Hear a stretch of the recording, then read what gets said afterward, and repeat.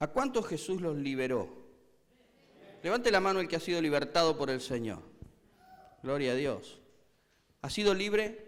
¿Sabe que el Nuevo Testamento está lleno de gente que ha sido libre?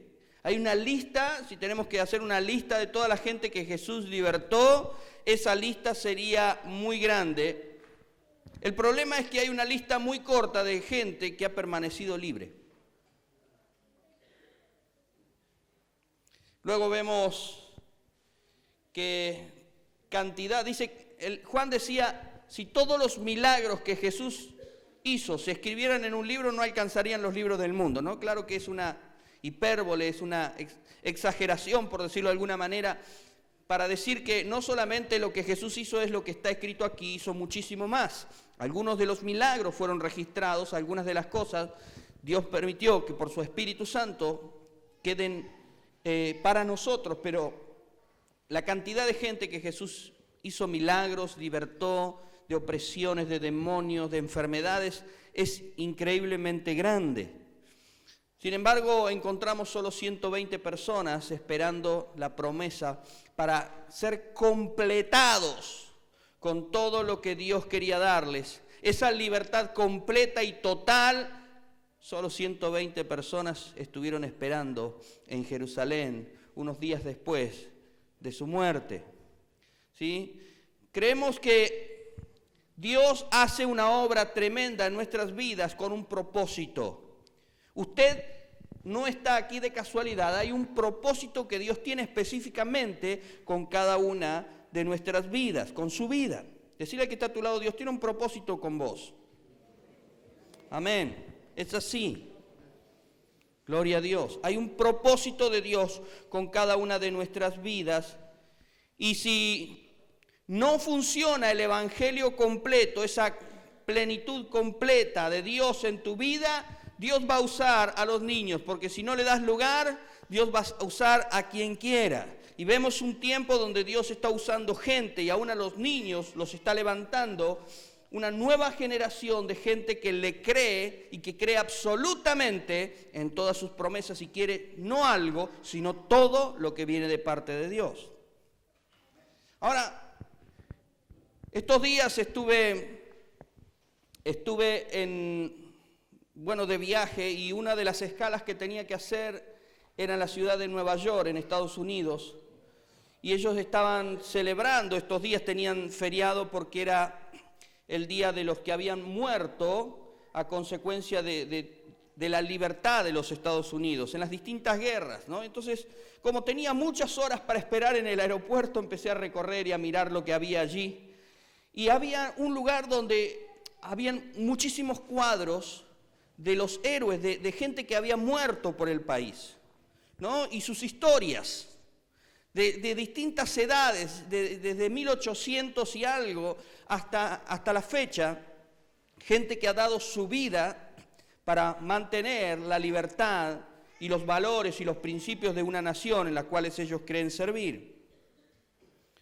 Ahora, ¿qué precio estamos dispuestos a pagar nosotros como hijos de Dios, como cristianos, para que el reino de Dios se establezca en nuestras vidas? Y así como en nuestras vidas, también en nuestra familia, en nuestros parientes, en nuestros vecinos y en nuestra ciudad. ¿Qué precio estamos dispuestos a pagar para que esto cambie?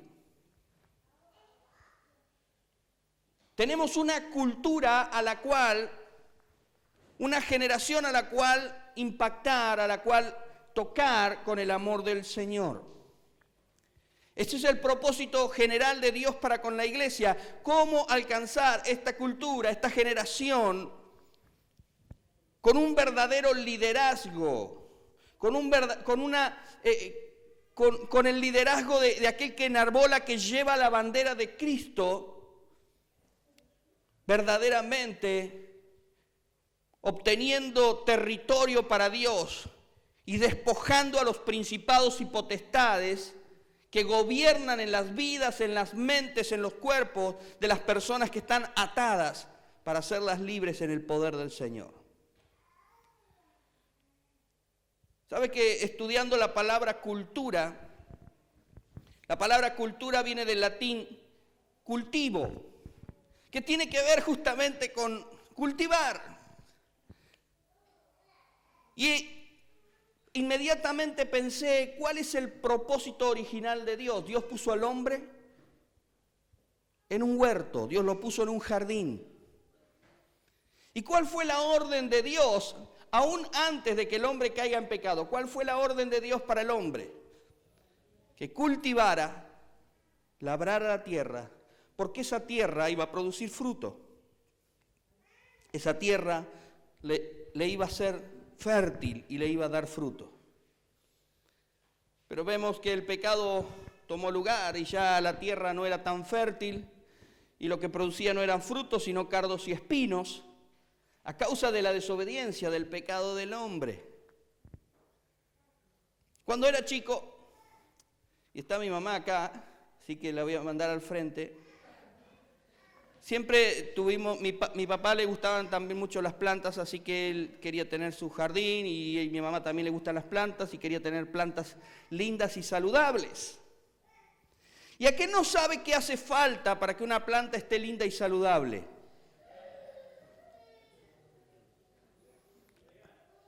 Sí, regar, pero más que eso. Está acoplando, hermano. ¿Qué hace falta? Abono. Abono. Si la tierra no es demasiado fértil, ¿qué hay que ponerle? Abono. Entonces nos mandaban a juntar abono. Suena lindo. Suena mejor abono que bosta, ¿no? Y entonces íbamos con mi hermano con algunas bolsas de alpillera y lo que encontrábamos a juntar todo lo que los animales desechaban para dárselo a la tierra para que produzca mejor fruto. Sí, hace falta estiércol para que la tierra sea productiva. Y yo pensaba, también hace falta, y no sé si realmente por causa del pecado cada uno de nosotros hemos muerto y a veces hemos sido desechados por esta sociedad. La Biblia dice que lo vil y lo menospreciado del mundo escogió Dios. Quizás vos pensás que tu vida no vale nada, pero Dios te escogió para hacer de abono a esta tierra, para que esta tierra produzca un buen fruto. Aún las cosas negativas y difíciles que tuviste que pasar, que tuviste que vivir, son las que Dios va a usar para abonar esa nueva vida en Cristo, a fin de que lleve fruto que glorifique su nombre.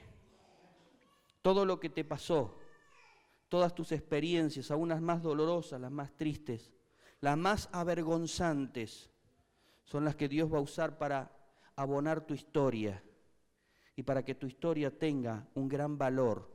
Porque no es lo que hoy se ve, no es lo que se vio ayer, es lo que se verá en Cristo Jesús. Dios ve el propósito, el proyecto, la obra terminada en tu vida. ¿Cuántos dicen amén? ¿O te querés quedar así nomás? ¿O querés que Dios te deje así? Yo quiero que Dios use aún los errores de mi vida, si de alguna manera le sirven. ¿Por qué? Porque hay un propósito en Dios, y ese propósito no es un propósito egoísta o individualista, sino que es un propósito de iglesia, ¿sí? Y pensando en esto, también pienso que la iglesia debe restaurar su identidad. Diga conmigo, restaurar la identidad. ¿Cuál es la iglesia que Dios quiere? ¿Qué tipo de iglesia es la que Dios quiere usar? Aquellos que recién comienzan dirían, bueno, esta es la iglesia porque aquí el Señor me tocó, el Señor me enamoró. Algunos que tienen muchos años de creyentes y que tuvieron el privilegio de ver avivamientos y grandes cosas y manifestaciones del poder de Dios dirán, no, la iglesia que Dios tiene que usar es esa iglesia en la cual Dios hacía grandes milagros y grandes cosas, y otros dirán, no, la iglesia que Dios tiene que usar es una iglesia más centrada en una forma, tenemos que apartarnos del mundo y volver a los himnos y volver a un formato en el cual todo el mundo se dé cuenta que somos cristianos. Mire, he pasado por distintas épocas y si bien recién estoy cumpliendo 50, para muchos dirán este es un viejo ya y otros dirán es un nene.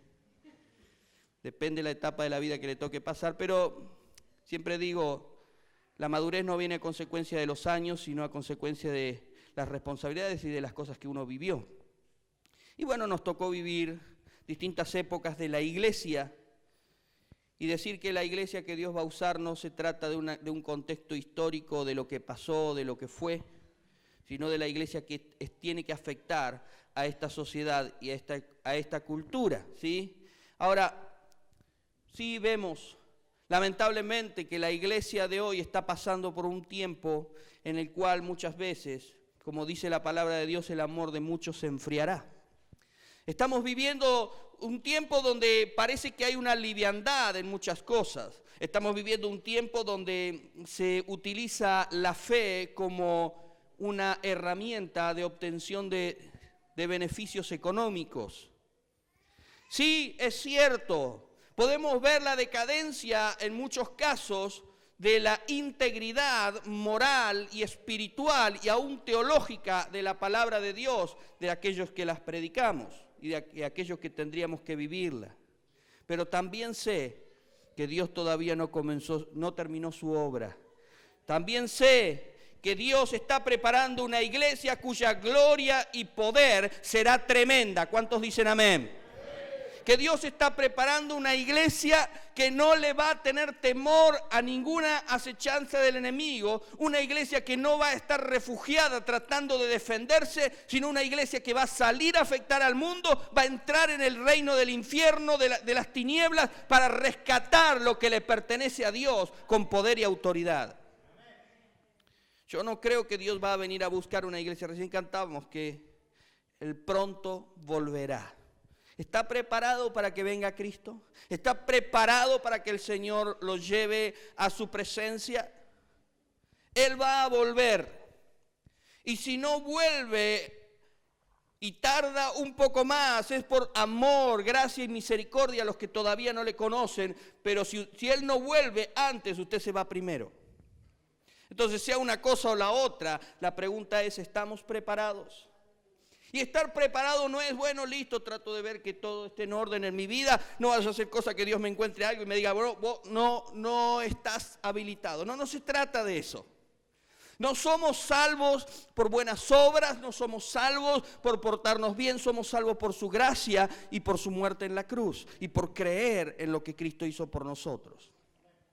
Ahora, el estar preparado no se refiere simplemente a una vida de integridad o de santidad. Estar preparado significa cuando el Señor venga, que encuentre a su siervo haciendo lo que Él espera que haga. ¿Sí? Así lo decía Jesús en sus parábolas, que el buen siervo es aquel cuando su Señor se tarda en venir y luego llega, aún así lo encuentra haciendo lo que le mandó hacer. Ayudando a los demás, sirviendo a los demás. Y ese es el propósito del Señor, que podamos servirnos los unos a los otros en la familia de la fe, pero también podamos servir a este mundo que necesita del amor de Dios. Pero para esto, para poder ser verdaderamente la iglesia que Dios espera, la iglesia que Dios quiere que seamos, necesitamos algo que no tiene que ver, que no se puede fabricar, que no se puede comprar, que no se puede recibir de otra persona, solamente de Dios, y esto se llama unción. Sin la unción de Dios, la iglesia no puede ser lo que Dios espera que sea. Yo quiero que usted me acompañe en la lectura de la palabra. Es un salmo muy conocido, son apenas 3 versículos, todo el salmo, y hasta se lo puede aprender de memoria. Lo vamos a leer en otra versión, que es la Nueva Traducción Viviente, y dice, bueno, está el título ahí, ¿no? Cántico. Dice, qué maravilloso y agradable es cuando los hermanos conviven en armonía. Pues la armonía es tan preciosa como el aceite de la unción que se derramó sobre la cabeza de Aarón, que corrió por su barba hasta llegar al borde de su túnica. La armonía es tan refrescante como el rocío del monte Hermón que cae sobre las montañas de Sión. Y allí el Señor ha pronunciado su bendición, incluso la vida eterna. ¿Sí? La Reina Valera dice, mirad cuán bueno y cuán delicioso es habitar los hermanos juntos en armonía. Es como el buen óleo sobre la cabeza, la cual desciende sobre la barba de Aarón, y baja hasta el borde de sus vestiduras, como el rocío de Hermón que desciende sobre los montes de Sión, porque allí envía Jehová bendición y vida eterna. ¿Cuántos pueden decir que somos exactamente iguales los unos a los otros? Levante su mano y diga amén. ¿Somos iguales? ¿Somos todos iguales acá? Mira el que está a su lado y vea si es igual. Piensa igual, opina igual. Algunos se miran entre esposos y mejor no hablamos. Somos muy diferentes. ¿Y cómo es que Dios nos metió aquí?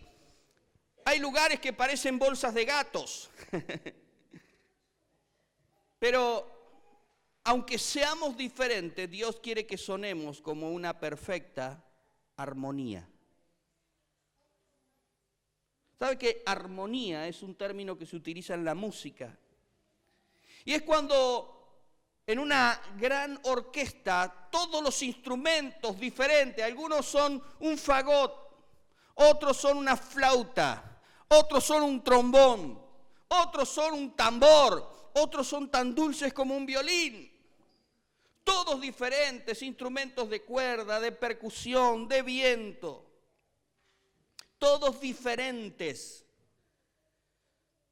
Pero cuando todos esos instrumentos y aquellos que los ejecutan miran hacia el director, tienen una partitura que todos respetan, entonces cuando el director da la orden, cada instrumento ejecutado en su justo tiempo y en su correcta forma, en la nota correcta, suenan en una armonía que es agradable y deleita el corazón de quienes escuchan. Esto es la iglesia que Dios espera. La iglesia que llegue a los oídos del mundo diciendo, ahí suena algo distinto, ahí suena algo diferente.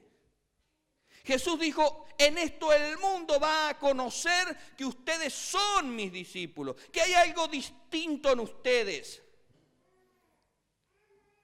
Es esa armonía de amor, esas notas de amor de aquellos que miramos a Cristo, de aquellos que ponemos los ojos en Jesús y que hacemos su voluntad por medio de su palabra. Entonces el mundo va a creer que verdaderamente Dios está con nosotros, porque Dios está en nosotros. Dice, miren, qué bueno que es esto, qué delicioso que es esto. Cuando los hermanos pueden habitar juntos en esa armonía, porque es como el buen óleo, como el buen aceite, el aceite especial que era fabricado por los sacerdotes. ¿Usted sabe cómo se fabrica un aceite? ¿Cómo se fabrica un perfume? Ese era un perfume, no era un aceite cualquiera. Era un ungüento, un aceite de perfumes, de especias, de una mezcla de especias aromáticas especiales. Es el mismo aceite con el que Jesús fue ungido para la sepultura. Pero era el aceite que era derramado sobre los sacerdotes cuando ellos estaban preparándose para empezar a ejercer su profesión. Hay 3 formas de ser ungidos. La primera es ser untados. ¿Vio cuando uno agarra un poquito de manteca y la pone sobre la tostada? Un poquito de aceite de oliva sobre la ensalada y luego se lo come. Una gotita, apenas. Algo que yo pueda disfrutar, algo que le cambie el gusto. Pero tan pronto me lo como, desaparece. Hay otra forma de ser ungido. Y es como cuando uno se pone el perfume, es ser frotados con ese aceite. Es como cuando alguien se perfuma. No importa cuán bueno sea el perfume, puede durar 1 hora o unas horas o tal vez un día. Y usted se pone ese perfume, se lo refriega en la cara.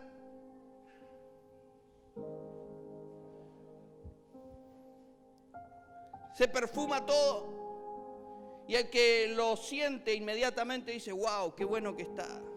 Qué perfume es, qué rico que es. Pero al otro día, Rexona te abandona. Al otro día ya desapareció y hay que buscar una nueva unción, porque esa vieja unción ya desapareció.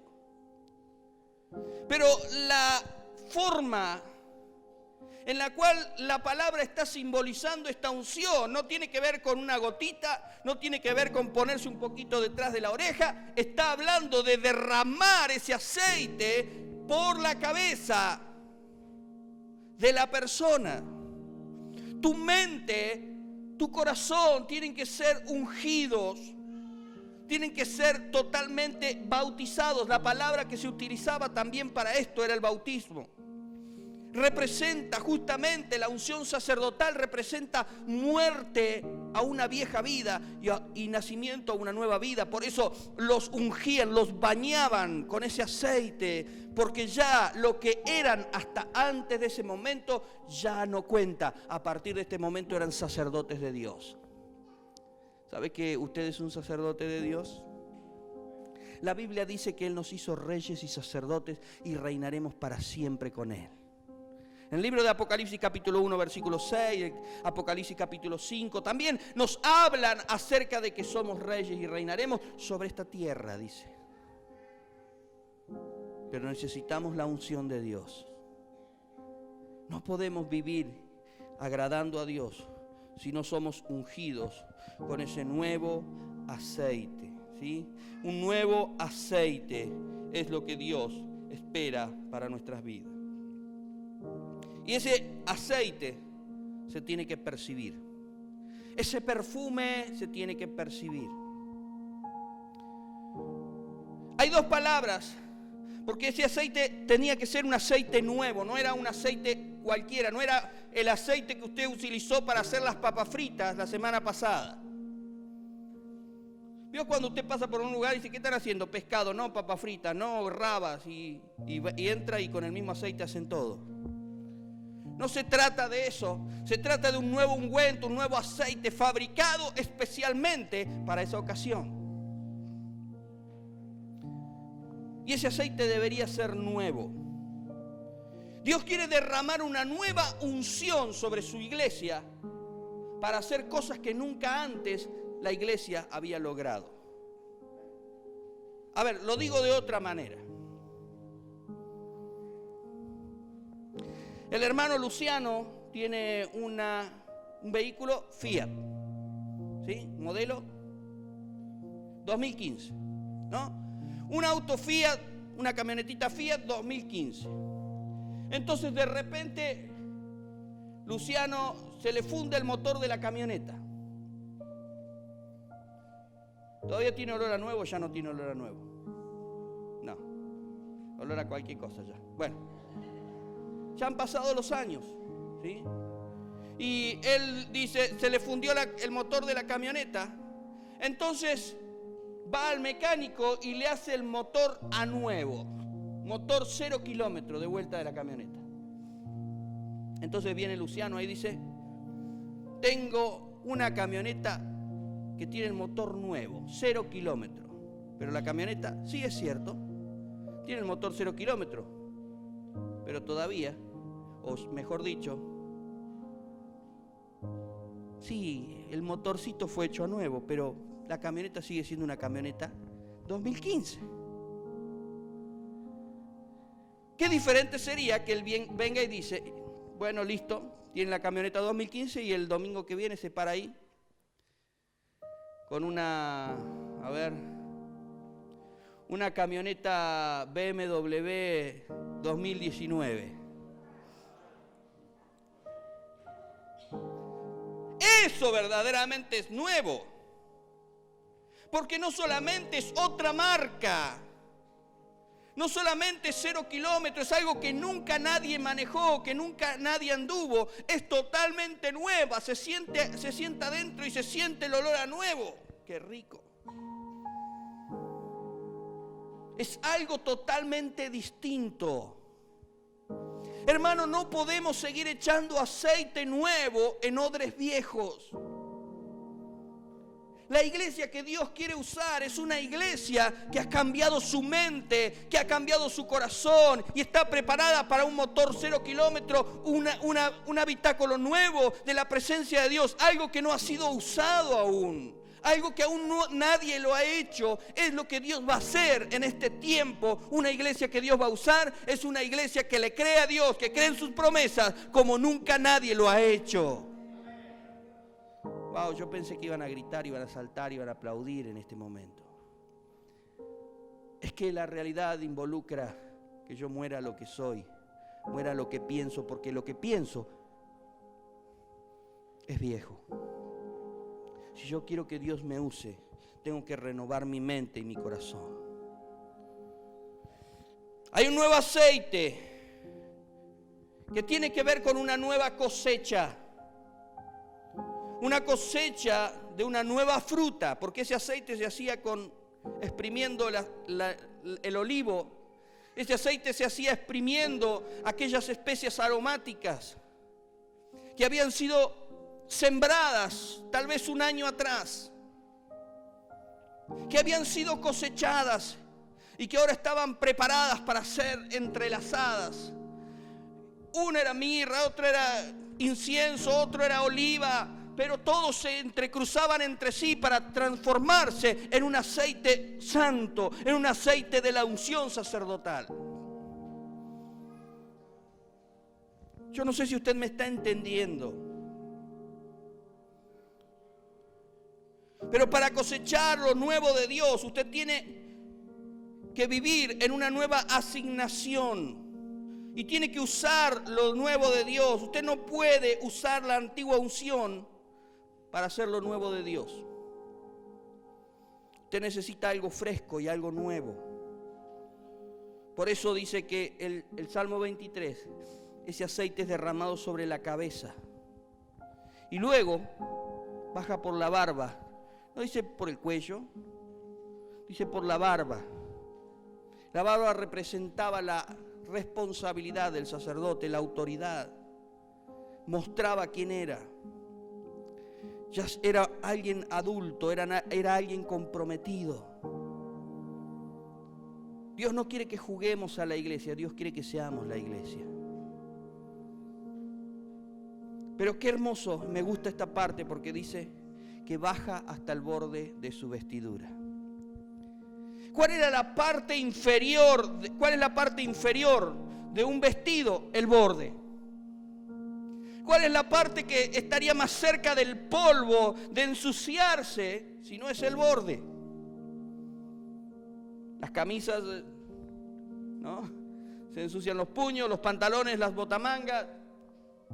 Lo que está más cerca o más alejado es lo que más se ensucia, y en aquel entonces lo mismo. Sin embargo, ese aceite que era derramado, ¿dónde tenía la mayor concentración? ¿Dónde piensa usted que se concentraba con mayor cantidad?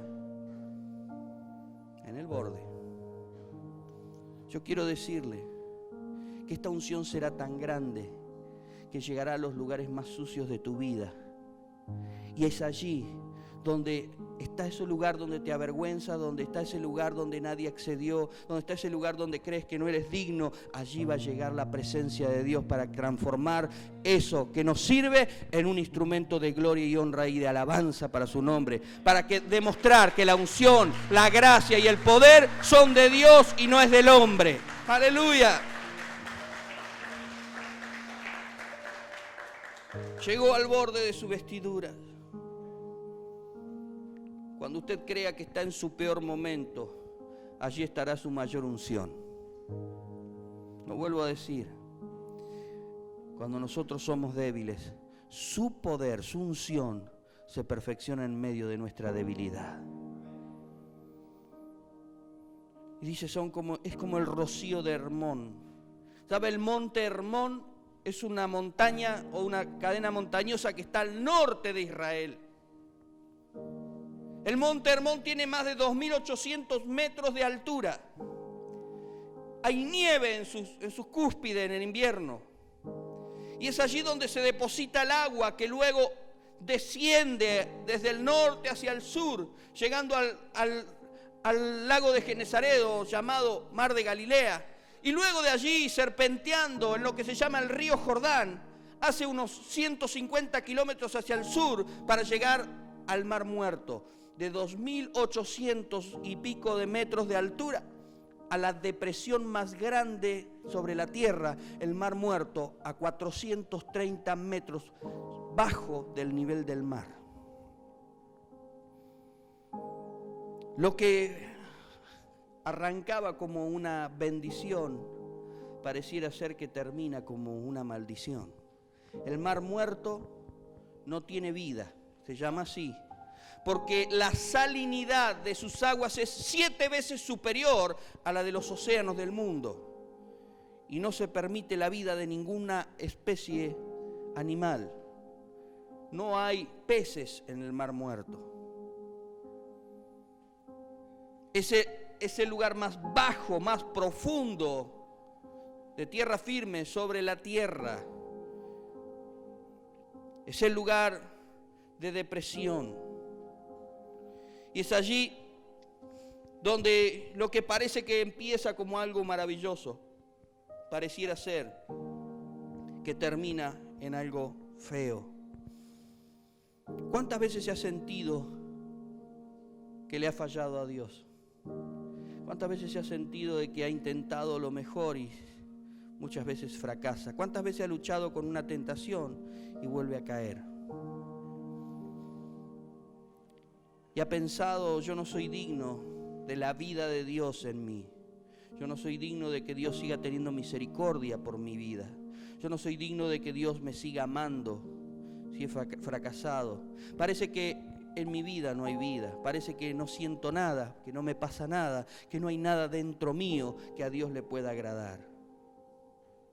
Sin embargo, una pequeña línea de vida, ese río Jordán, llega hasta el Mar Muerto. Y hay una particularidad. ¿Sabe que usted, si no sabe nadar en el Mar Muerto, no se ahoga? Yo quiero conocer ese lugar. Dios me dará la oportunidad, no sé. Pero dice que ahí usted se acuesta, se hace la plancha y no flota. Porque es tanta la concentración de sal que usted va a estar a flote. Y es así como obra el Espíritu. No importa cuán profunda sea su depresión, Dios lo va a llevar a salvo hasta la orilla, lo va a poner en tierra firme para que usted cumpla el propósito que Dios tiene con su vida, a fin de que usted no viva en la muerte, sino en la vida. Si bien la muerte atravesó un momento de su vida, pero la vida de Cristo un día nos alcanzó para que caminemos una vida diferente, la vida del Señor. Yo quiero terminar con esto. El rocío del monte de Hermón lleva vida a toda la tierra de Israel. Pero hace falta que llueva sobre el monte. Hace falta que nieve sobre el monte.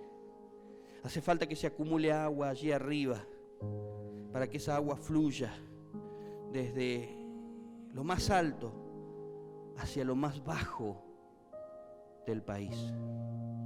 Así como el aceite era derramado sobre la cabeza, pero tenía que llegar hasta el borde de las vestiduras, hasta la parte más sucia. Así también la palabra compara y dice: los hermanos que están en esa armonía son como esa lluvia que cae para transformar el desierto en un vergel, la muerte en vida. Y yo tengo el pronóstico del tiempo para la iglesia renacer. Se viene un tiempo de lluvia de Dios sobre cada una de nuestras vidas como nunca antes.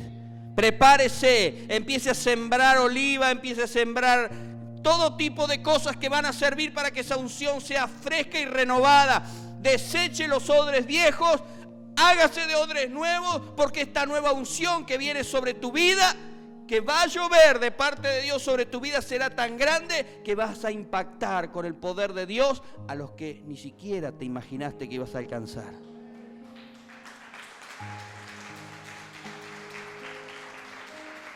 No es de voluntad humana, no es porque queremos, es porque Dios quiere. Pero solo tenemos que estar preparados para que lo nuevo de Dios fluya en tu vida. Solo el Señor espera que le entregues tu corazón, que le abras tu corazón y le digas: aquí estoy, Señor, para hacer tu voluntad. ¿Por qué no te pones de pie? Vamos a orar.